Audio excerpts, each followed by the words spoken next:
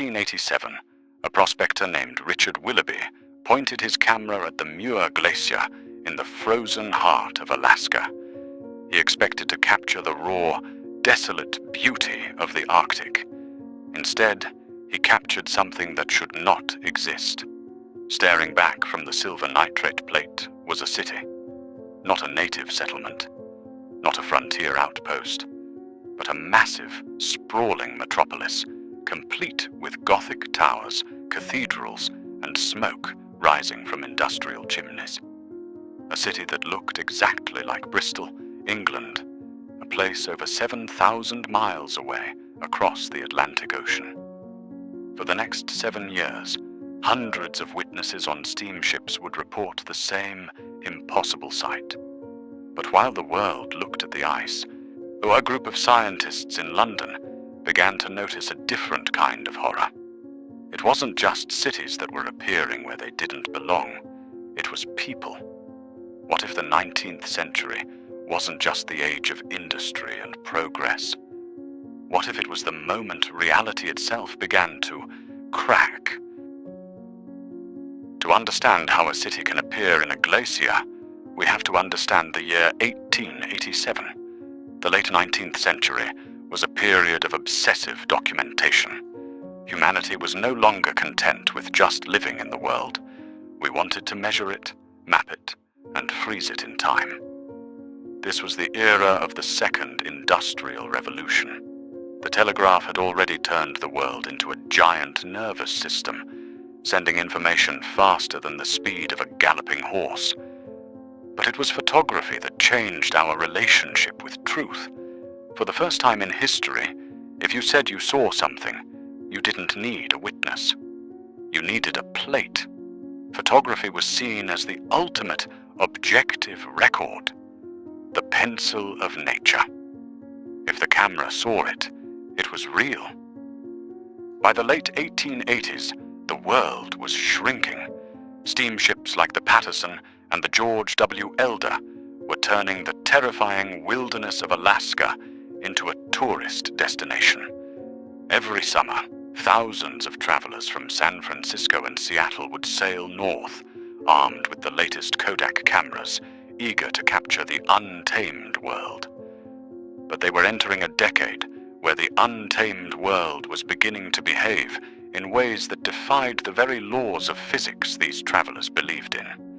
In the late 1800s, science was booming. We discovered X-rays in 1895.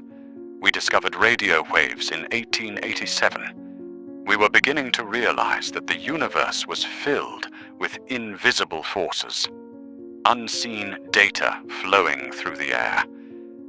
It is within this specific atmosphere, a mix of high-tech optimism and the discovery of the invisible, that our story begins. A story where the data of our world began to render in the wrong coordinates. In the summer of 1887, Richard Willoughby was a man obsessed. A veteran prospector known as the Professor by locals, he spent his days navigating the treacherous, ice-choked waters of Alaska. He wasn't just looking for gold, he was looking for a ghost. According to local Tlingit legends, a city in the sky appeared periodically over the glaciers. To a modern ear, this sounds like folklore, but to the seasoned travelers of the late 19th century, it was an invitation. Willoughby claimed that on a clear June day, the mist over the Muir Glacier parted. He set up his tripod, adjusted his lens, and waited. The result was a photograph that would haunt the Pacific Northwest for decades. It was a city of stone and brick. It had distinct cathedrals with spires reaching into the grey sky.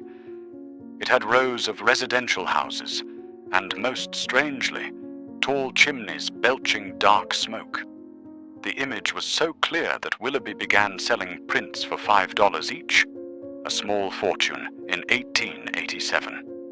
Skeptics immediately called it a hoax. They claimed he had simply double-exposed a plate of a city in Europe or used a magic lantern trick. But then, the reports started coming in from people who had nothing to gain from a lie. In 1889, the steamship Patterson was carrying a group of high society tourists and scientists through Glacier Bay. As they neared the Muir Glacier, the ship's captain and dozens of passengers stopped in their tracks. High above the ice, suspended in the frigid air, was a sprawling metropolis. One witness described it as having tall towers and mosques. Another noted the dark, narrow streets and the shadowy figures of people moving. It wasn't a shimmering, wavy mirage like a desert oasis. It was solid. It was silent. And it stayed visible for hours. Soon the San Francisco Examiner and the New York Times were carrying headlines about the silent city of Alaska. But as the public debated the mystery, a terrifying detail emerged from the other side of the world. Researchers began to compare the architecture in Willoughby's photo to known cities. They found a match. It wasn't just a generic city. It was Bristol, England. Every spire, every chimney, every bridge matched the layout of Bristol with terrifying precision. But Bristol was 7,000 miles away. How could a camera in Alaska record a live, smoking city from the other side of the planet? Was it a reflection? Or was the world's visual data being projected into the wrong coordinates? To find the answer, we have to leave the ice of Alaska and enter the cramped, paper-filled offices of London. Because while a city was appearing in the wrong place, thousands of people were reporting that they were appearing in the wrong place too. In 1889, the exact same year the steamship Patterson was documenting the silent city in Alaska, a different kind of expedition was beginning in London. It didn't involve ships or glaciers. It involved 17,000 people and a mountain of paperwork. This was the Census of Hallucinations. It was organized by the Society for Psychical Research, led by Henry Sidgwick, a professor at Cambridge. These were not ghost hunters in the modern sense. They were skeptics, mathematicians, and philosophers. They wanted to apply the cold, hard logic of the industrial age to the one thing science couldn't explain: why sane, healthy people were seeing things that weren't there. For 5 years, hundreds of collectors fanned out across the UK, Europe, and America. They asked a single chilling question. Have you ever, when believing yourself to be completely awake, had a vivid impression of seeing or being touched by a living being or inanimate object which was not actually present? They expected a few hundred cases of overactive imagination. What they found shook the foundation of Victorian psychology. Out of 17,000 respondents, over 1,600 people answered yes. That meant nearly 1 in every 10 people had experienced a high-definition anomaly. But as the researchers dug deeper into the data, a terrifying pattern emerged. They weren't just seeing ghosts of the dead. Thousands of reports described doppelgangers or biological doubles. People were seeing their friends, their spouses, or even themselves standing in broad daylight in places they couldn't possibly be. And one report described a man in London watching his wife walk into the kitchen, only to receive a telegram minutes later saying she was still at her mother's house in a different city. Another described a woman seeing her own double sitting in her chair, wearing her clothes, staring back at her with a blank, silent expression. When the SPR filtered out the dreams and illusions, they arrived at a staggering statistic. 1 in 43 people had witnessed a visual displacement of a living person. This wasn't folklore anymore. This was a statistical reality. The SPR called them veridical hallucinations. But the coincidence was too sharp to ignore. In the 1880s, the world was obsessed with signals, telegraph signals, radio signals, and the light signals of photography. Was it possible that the silent city in Alaska and these human doubles in London were the same phenomenon? If a camera could record a city 7,000 miles away, could the human eye pick up a person who was physically miles away? Was the 19th century world experiencing a global rendering glitch? By the mid-1890s, the world was no longer a place of solid objects and certainties. It was becoming a world of vibrations.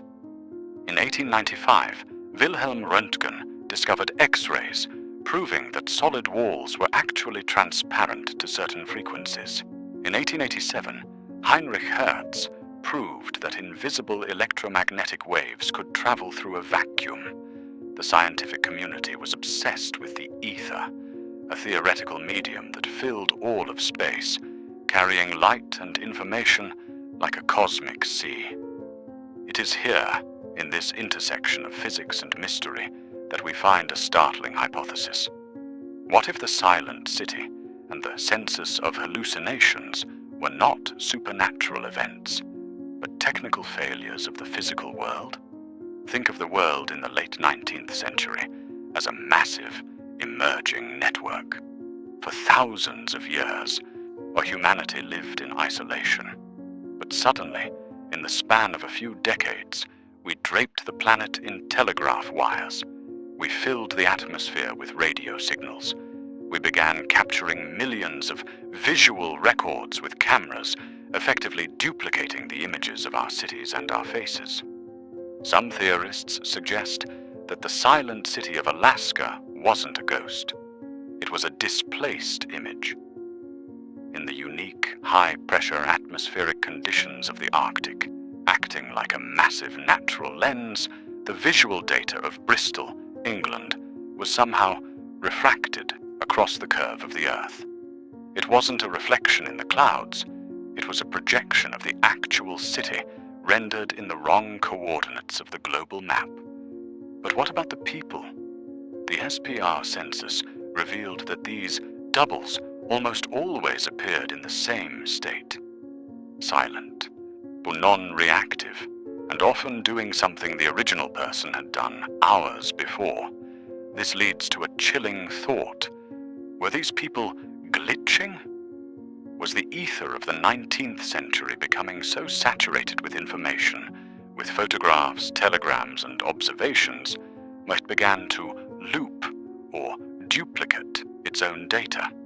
If the 19th century was the first age to document everything, perhaps it was also the first age to see the system error.